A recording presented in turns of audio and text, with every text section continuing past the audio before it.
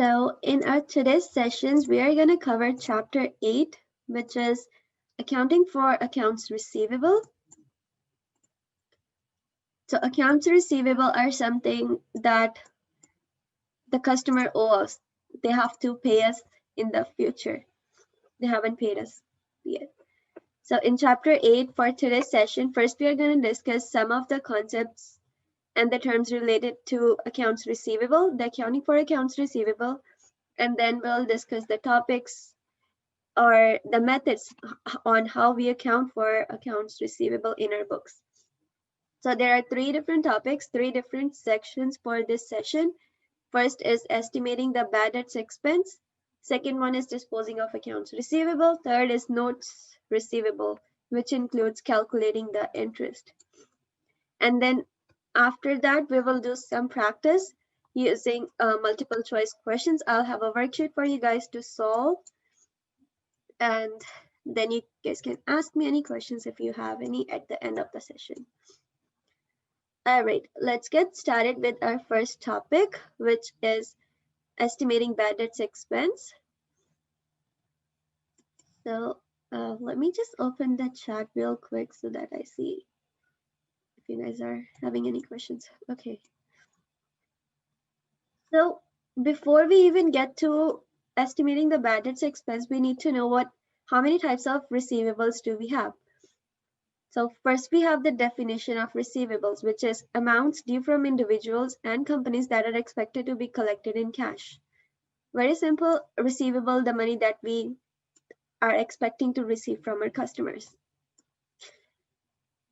And next we have accounts receivable. So what are accounts receivable? Amounts that customers owe on account that result from the sale of goods and services.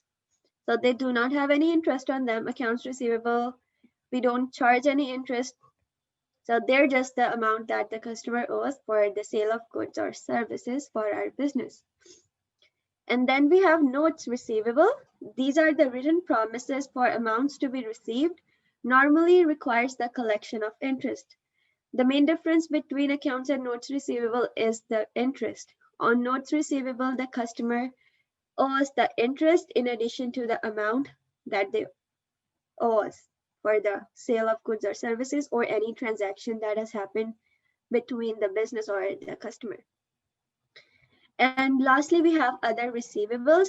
Anything that does not come under these two categories will be other receivables, such as interest, loans to officer, advances to employees, and income taxes. So just a refresher for how we account for accounts receivable, that means how we record the transactions that have accounts receivable. I have this question, practice problem. We're just going to go quickly through this because it's a refresher from previous chapters. So the problem says AP record the following transaction on the books of Jarvis Company, and it is in the instructions omit the cost of goods sold entries. We don't have to worry about the cost of goods sold for this problem. Let's see, on July 1st, Jarvis Company sold merchandise on account to Stacy Incorporation for $23,000, and the terms were 210 net 30. So when we make a sale, we have to credit our sales revenue because the revenue is going up. In this case, we are making a sales on account, which means we have not received the cash yet. So we are going to debit our accounts receivable for the amount of goods that we sold and credit sales revenue because we earned that revenue. And on July 8th, Stacy Incorporation returned some of the merchandise with a sales price of $2,400 to Jarvis Company. So basically, we are just going to reverse this journal entry, but instead of debiting sales revenue, we are going to debit a contra sales revenue account, which is sales return and allowances, and credit our accounts receivable because our accounts receivable is decreasing by that amount. We are not expecting to receive this much of the amount because the customers has returned our goods back to us. And finally, on July 11th, Stacy Incorporation paid the balance due. So how are we going to calculate the balance that they are going to pay us back is since they paid us within the discount period. So the discount terms were 2, 10, net 30, which means the customers will get a 2% discount if they paid within 10 days. If not, then they have to pay the whole amount within 30 days. So since they paid us within 10 days from July 1st to July 11th, they are entitled to receive that 2% discount. So our business will receive 2% less. To do that calculation, first we are going to subtract 2,400 from the actual accounts receivable amount to get the accounts receivable that we are entitled to receive. And then we are going to subtract the sales discount, which is 2% of 20,600. And then that amount will be the cash the company will receive. And then we're going to credit our accounts receivable for decreasing. I just went quickly through this problem because it was a refresher, but still, if you guys have any questions, let me know in the chat, then we can go over anything that you have questions about. All right, let's do something new from chapter 8, which is using the write-off methods for accounts receivable for uncollectible accounts. There are basically two methods for writing off the accounts receivable that will become uncollectible. First one is direct write-off method.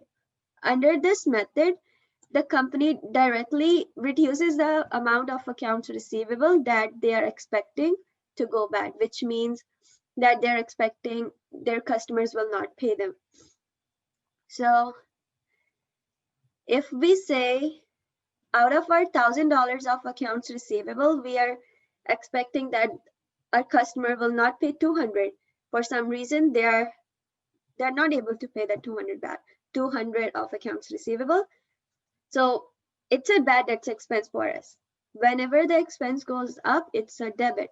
So here we are debiting our bad debts expense. Since we are not expecting that much amount of accounts receivable to receive, so we are decreasing our accounts receivable by that amount. Accounts receivable is an asset, decreasing an asset is a credit. So this is our first method, which is direct write-off method, directly writing off from the accounts receivable. Second method is allowance method for uncollectible accounts. In this method, we do not directly write it off from the accounts receivable. First, we credit a new account, which is allowance for uncollectible accounts. And then when the customer actually defaults in paying us, then we reduce our accounts receivable by that amount. So what does this method says is, the allowance method of accounting for uncollectible involves estimating uncollectible accounts at the end of each period. So we are just estimating that amount and putting that amount into a new account for this chapter, which is allowance for doubtful debts account. Why we use this method? Because this method provides better matching of expenses with the revenues on the income statement. Because we are reducing our income in the same period as we earn that revenue, not the next year, as it was in the case of previous method. So let's say, for example, our company is expecting that out of certain amount of accounts receivable, 12,000 will go back. Same as before, we are going to debit our expense for 12,000, but instead of crediting the accounts receivable, we are crediting a new account, which is allowance for doubtful debts account. It is kind of like an storage account for bad debts expense, which we are going to use at the end when the customer actually defaults in paying. So the next journal entry shows when the customer actually defaults in paying. So we debited our allowance for doubtful debts for 500, which is the actual amount that the customer did not pay us. And we are decreasing our accounts receivable by that amount, not 12,000, which was our expected or estimated amount.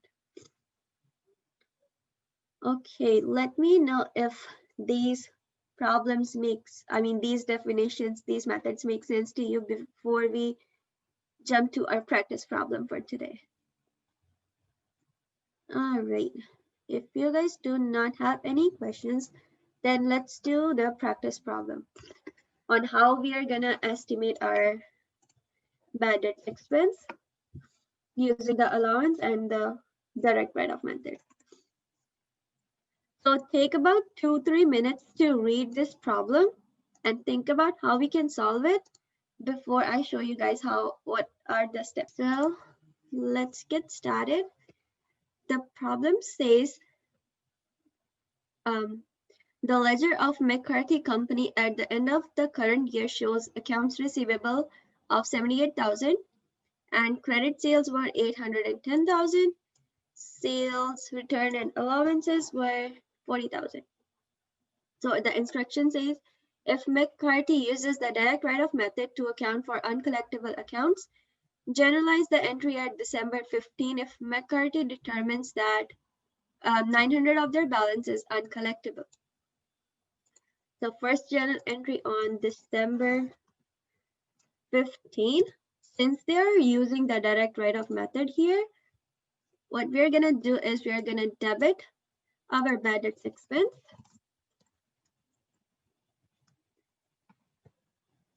and credit accounts receivable, because bad debts is an expense which is going up, so it's a debit, and accounts receivable are going down by 900, so it's an asset which will go down, so it's a credit. So this is simply direct write-off method. And the next step is, if the allowance for doubtful accounts has a credit balance of 1100 in their trial balance, generalize the entry at December 31st, assuming the uncollectibles are expected to be 10% of the accounts receivable. So for half of the journal entry is going to be the same for this one as well, which is the first part of the journal entry, that is we have to debit our bad debts expense, because no matter which method we use, bad debts expense is going up. Since we are using the allowance method for doubtful accounts, we are going to credit our allowance account instead of crediting the accounts receivables.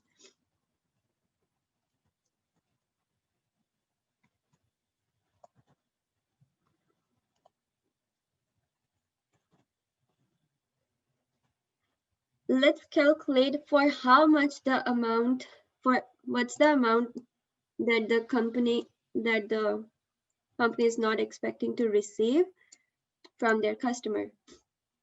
So allowance for doubtful debts has a normal credit balance because it's a contra accounts receivable account. So it will have an opposite normal balance. Allowance for doubtful debts. I'm just making a T account here. You guys don't have to do that. I'm just making it to help you guys visualize how what does this mean, because it helps me to understand how the problem works. So it says we are assuming 10% of the accounts receivable will go bad. So at the end of the year, we are expecting 10% of 78,000, which is 7,800, to go bad. So we need that much credit balance in our doubtful debts account. So here's the debit and here's the credit. So it's also given in the problem that we have $1,100 of credit balance already from previous year, right? We are expecting to have 7,800 of accounts receivable to go bad. So we need X amount of dollars here to put as more bad debts expense.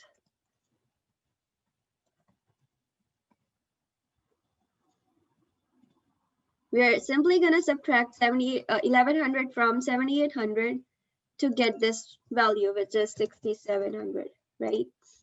So that we can have 7,800 at the end as an ending balance for our doubtful debts account.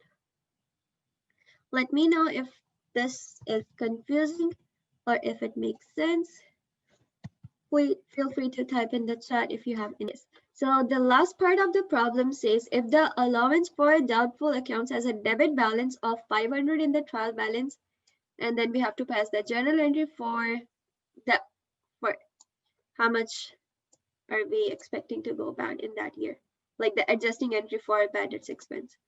So the journal entry is going to be the same as this one because we're using the same method here. Only the amount is going to be the different. I'm going to copy this T account for next problem as well. So here we go. So now they're saying that they're expecting 8% of their accounts receivable to go bad. 8% of 78,000 is 6,240. Oops. Here. And they're also saying they have $500 of debit balance in their allowance for doubtful debts. So we need to reach this number. We have a debit of 500. So we are going to add these both numbers so that we can have our actual balance of bad debts expense that we are going to adjust for an entry. So adding these both numbers, we get 6,740. Let me know if this makes sense why we are adding when there is a debit balance. Because see, in the form of T account, whatever's on the credit side or whatever's on the bigger side, we subtract the smaller side from that to get the ending balance, right? So if we are here, that this is the X amount that we're calculating. So if we put it into an algebraic form, how we solve the T accounts, we subtract X minus 500 equals the ending balance, right? So by just doing the little algebra calculation here, by adding 500 to both sides, we get X equals our bad debts expense, 6,740. So bad debts expense is going to be 6,740 for this year. All right, so this is all we have for our first problem. Let me know if you guys have any questions discussed. Let's go to our next topic, which is disposing of accounts receivable. So first we did the accounting for accounts receivable, which means if in case something goes bad, some customer defaults, how are we going to account for that? And the next topic is disposing of accounts receivable. Your company is expecting to receive some money from the customer, but if you need cash at that moment, you can also sell your accounts receivable to a factor or to a company or an agency that do this business of factoring and get cash from them for a small amount of service charge. Because your company needs cash, let's say for some reason your company is in need of cash, you sell your accounts receivable to a factor, you get the cash from them, and then that company or the factor is responsible for collecting the accounts receivable from your customer. They are not going to do this business for free. I mean, they're going to charge some service expense or service charge for doing this service for you. So let's see, how are we going to do accounting for that? So there are two methods of disposing of accounts receivable. First is sale of accounts receivable to a factor. So as I mentioned, it is the sale of receivable. Factor is a finance company or a bank that buys your receivable from businesses and then collects a payment directly from the customer and pays you cash after deducting their service charge. And the next is national credit card sales. So when you use your credit card at any retail store, that retail store treats that transaction as a cash transaction because they are directly getting the cash from the credit card company. And the credit card company is later responsible for collecting the money from you, that you, the amount that you did the transaction for. So in a way, it is a cash sale for the retail businesses, and the credit card company charge a small amount of fee from the retailers for paying them cash immediately, even though their customers did not pay at that moment. So this is a definition from your textbook which says the retailer generally considered the sales from the use of national credit card sales as a cash sale. The retailer must pay to the bank that issues the card a fee for processing the transactions, and the retailer records the credit card slips in a similar manner as checks deposited from a cash sale. Basically, this what we discussed. Retailers treat the credit card sales as cash sales, and the credit card company collects the transaction amount from you later when you pay your credit card bill. So here's the problem for how we account for these type of selling of accounts receivable to a factor. So the problem says Peter M. Cal Wholesalers Company needs to raise $120,000 in cash to safely cover next Friday's employee payroll. Cal has reached its debt ceiling with its lenders. Cal's present balance of outstanding accounts receivable totals $750,000. Cal decides to factor $125,000 of its receivables on September 7 to alleviate the cash crunch. So we have to record the entry that the Cal would make when it raises the needed cash. Assume a 1% service charge. So the Cal company is selling $125,000 of its receivables to a factor. Since they're selling, the accounts receivables are going down, so the accounts receivable will be credited. And in return, Cal company is getting cash. So cash is an asset which is going up, so cash will be debit. Accounts receivable is credit. And the amount of accounts receivable is $125,000 as it is mentioned here in the problem. This is the amount of the receivable that they're selling. And the company is also charging 1% service charge for giving them the cash immediately. So 1% of 125,000 is $1,250, and subtracting this service charge from the receivables amount, we get the cash. All right.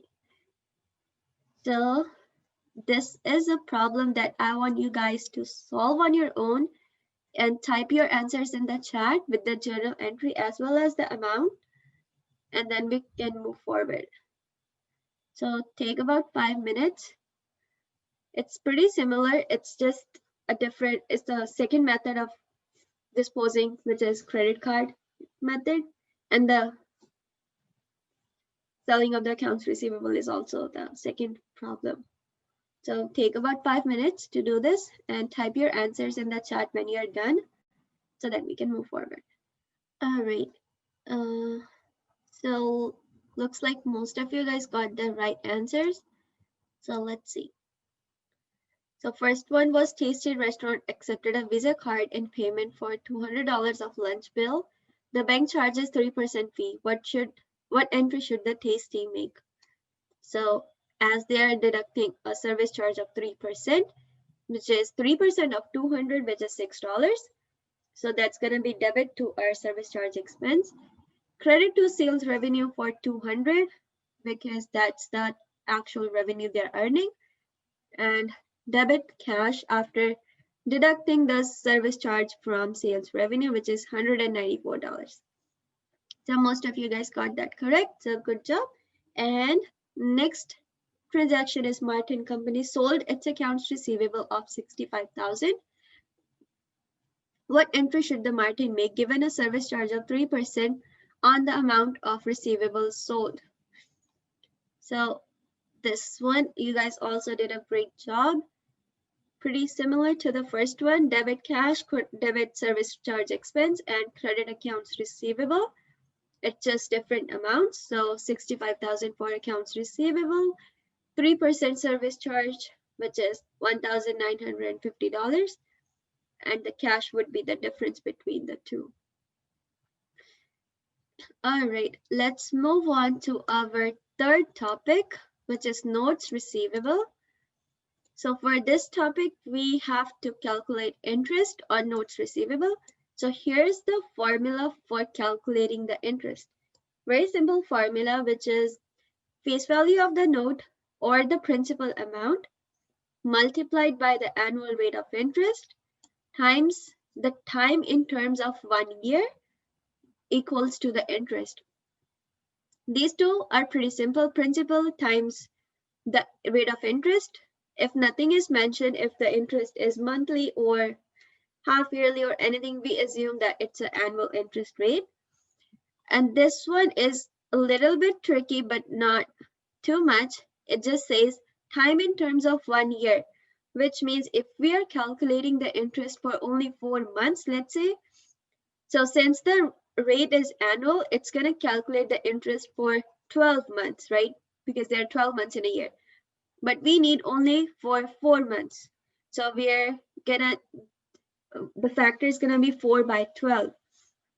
That basically means we need 4 months interest out of the 12 that this formula is calculating. So this means, this is what it means, time in terms of 1 year.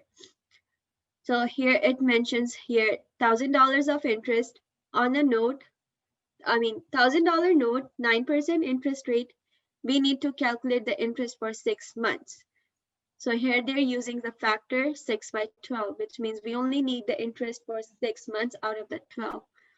Similarly, it is for days, 120 days, 12% rate of interest on the face value of $730. We're, for the sake of simplicity, just using the number 360 instead of 365 or 366 for the leap year. 120 days out of 360 days for the year. So this is the time in terms of 1 year factor that we need to take care of when we calculate the interest. That means for how much time are we accruing the interest for or earning that interest. All right, let's do a share screen switch so that we can work on the second problem, which is related to notes receivable. Okay, let me just quickly go here. All right. So the problem says these transactions took place for Bremson Company in 2021 on May 1st. Received a $5,000 of 12-month note, 12-month 6% note in exchange for an outstanding accounts receivable from R. Stoney. So I have a question in chat before I continue the problem. Do we always put the year as 360? Yes, for the number of days, for the sake of simplicity in your textbook, it is using 360 for every question, unless it states otherwise. Okay, so let's do the problem. So on May 1st, they are receiving note receivable in exchange of the accounts receivable. So in this case, one of their asset is going up and the other one is going down. The asset that is going up is going to be a debit, which is notes receivable because we are getting that in return. And the other asset which they're exchanging, that is their accounts receivable, it's going down. So it will be a credit. And for the amount of 5,000, because this is what we know from the problem. On December 31st, accrued interest revenue on the R. Stoney note. So who can calculate the number of months that we need to calculate the interest for? Just type your answers in the chat. Yes, so we are calculating the interest for 8 months, right? From May 1st to December 31st. First of all, when we earn the interest, we are earning interest revenue, right? So first we are going to credit the interest revenue. Since we are not receiving the interest yet, it's still a receivable. So it's a interest receivable. The formula for calculating the interest was principal or the face value of the note times 6% interest. I'm using decimals, which is 0.06 times the time factor, right? Since we're calculating for 8 months, so it's going to be 8 by 12. So after calculating the interest, we get 5,000 times 0.06 times 8 divided by 12, which is 200, right? Let me know if I'm wrong. So we got $200 of interest, which is accrued at the end of the year 2021. Let me put the year here as well.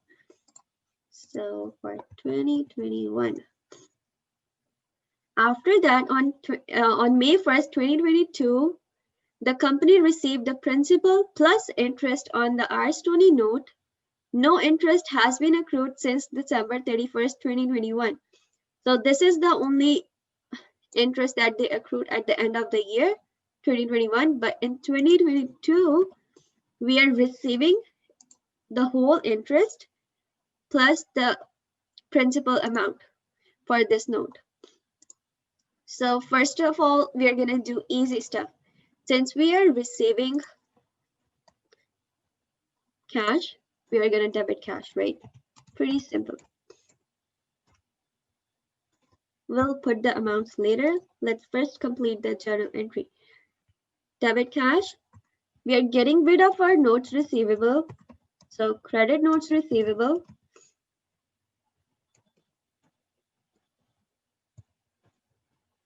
We are also not getting rid, but we are receiving our interest that we accrued in 2021. This one, the $200, right? So we are reversing these entries, the first two that we made, basically reversing them as we are receiving cash in return. Interest receivable. So the amount is $200 for this and $5,000 for this one, right? And they are also, we also earned interest from January 1st, 2022 through May 1st, 2022. So how many months are there for us to calculate the interest from? All right, let's go over the answers and see if you guys have any questions for me. So what you guys got for the first one?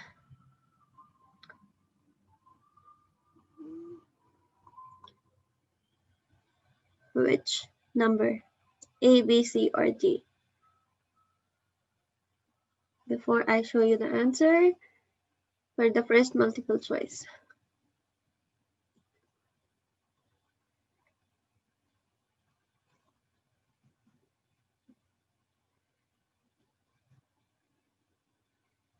Yes, so 686 or C3, whatever you want to call it, which is correct, 686. How we got that? So the company made a sale of $1,000. Terms were 210 net 30, and the sale was made on June 15, and $300 of the merchandise was returned. So we were left only with $700 that we are expecting to receive from that customer. And the payment was made on June 24, which is within the discount period. So we are going to subtract the 2% discount. All right, let's move on to the second one. What's your answer for the second one? I have the answers directly on the slide, so I can show you the questions, but you guys have that doc with you, so let me know what's your answer. Oh, I switched the share screen to, okay.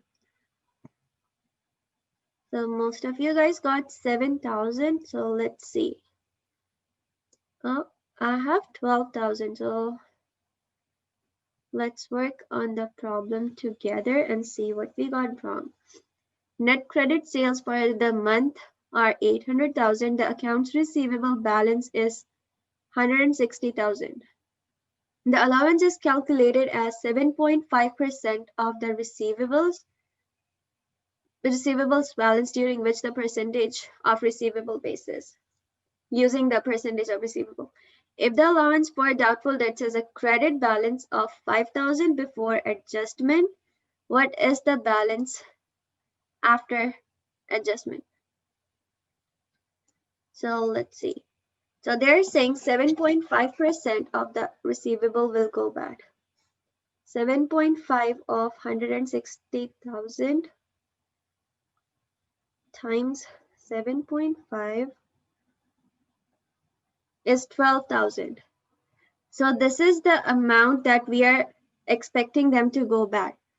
So since they already have 5,000 in their, oh, okay, let's see.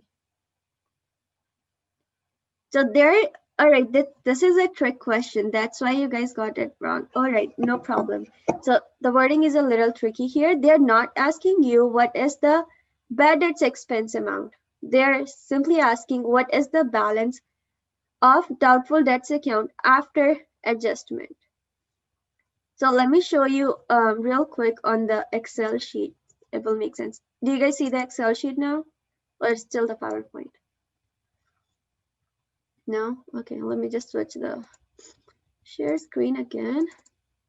All right, here is our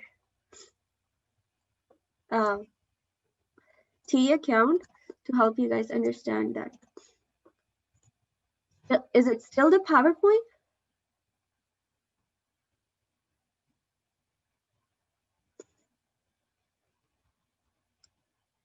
Okay, so the problem was asking, they were saying 12,000 of their balance of their accounts receivable, that is what they're expecting to go back. So we all agree on this, right? 12,000 is going to be the ending balance for our allowance for doubtful debts. And they also mentioned 5,000 is their debit, or was it? It was a credit balance, right? Credit balance already from the previous year. They did not ask you what is the bad debts expense amount in that multiple choice. So if they did ask you the bad debt, so it's going to be 7,000. So you guys are going to be correct. But simply they're asking this amount. What is the balance after doing the adjustment? It's kind of tricky wording, but let me know if it makes sense or you guys are still confused.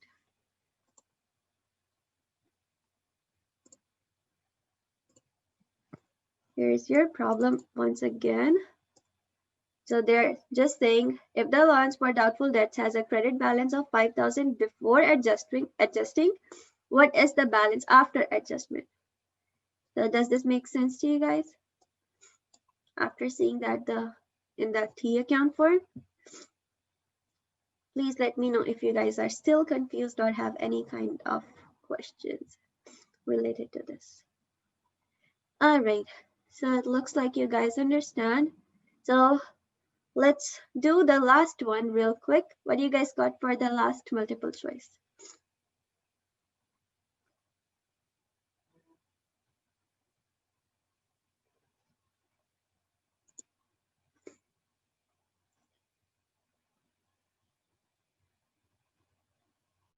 $685,000. So let's see. We got a different answer. Anyone with a different number? Anyone got answer as D, 735,000?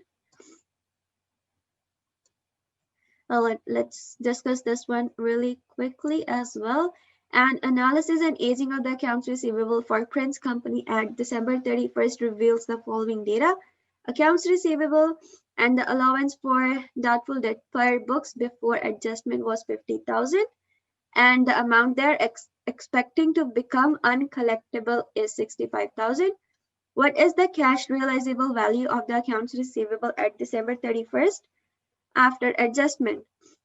So as we discussed, after adjustment, their balance is gonna be 65,000, similar to the previous problem. So we're simply gonna subtract that allowance for doubtful debts balance, the ending balance, from the accounts receivable on our balance sheet to get the net accounts receivable. Why we did not use 685,000? It's probably the same problem as you guys faced in the last one, that you subtracted the bad debts expense instead of the actual allowance for doubtful debts accounts ending balance. So let me know if this makes sense to you guys, why we subtracted 65,000 instead of any other number.